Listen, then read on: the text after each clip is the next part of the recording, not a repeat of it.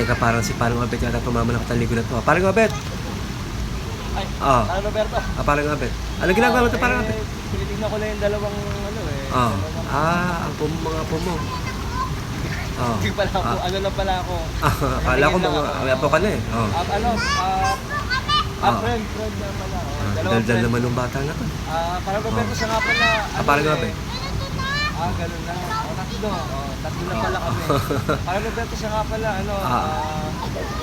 tingin ko mali yung tawag natin sa pantalon eh. Bakit naman parang Kasi, Obet? dapat ang tawag natin, pantalong.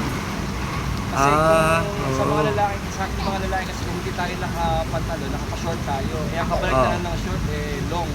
Kaya Oo nga no. pantalong. Ayun. Sige, parang Obet. Sige. Si parang Obet talaga, oh. Pero sa daldal ng batang kasama ni parang Obet.